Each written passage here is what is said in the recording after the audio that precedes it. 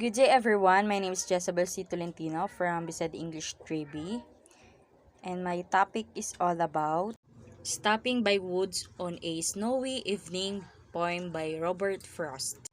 And my objectives: explain at least two interpretations of the theme of the poem, Stopping by Woods on a Snowy Evening, depend their own interpretation of the poem.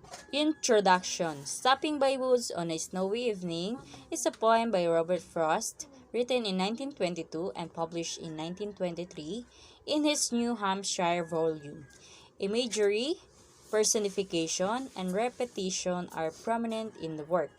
In a letter to Louise Untermeyer, Frost called in my best bid for remembrance. And this is Robert Lee Frost, was an American poet. His work was initially published in England before it was published in the United States. Literary analysis or poem analysis. On the surface, this poem is simplicity itself. The speaker is stopping by some woods on a snowy evening. He or she takes in the lovely scene in near silence, is tempted to stay longer, but acknowledges the pull of obligations and the considerable distance yet to be traveled before he or she can rest for the night. Stopping by Woods on a Snowy Evening, written by Robert Frost. This poem was published in 1923. It was written to capture the conflict between man and nature and also to highlight the difference between wishes and obligations we face in our lives. However, it has become one of the most popular poems in English literature. As the poem is about nature, it has been written from the perspective of an adult who stops by the woods to enjoy the mesmerizing beauty of nature. The expression of stopping given in the first stanza continues until the traveler decides to restart his journey.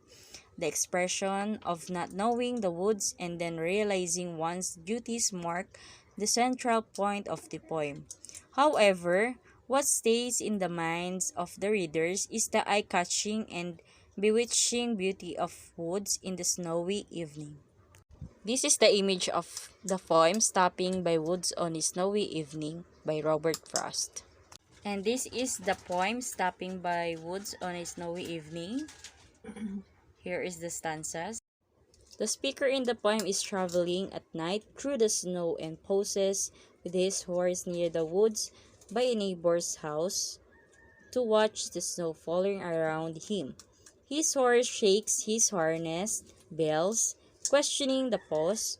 Perhaps this place isn't on their usual route, or he is curious that there doesn't appear to be a farmhouse nearby. The speaker continues to stand near the woods, attracted by the deep, dark silence of his surroundings.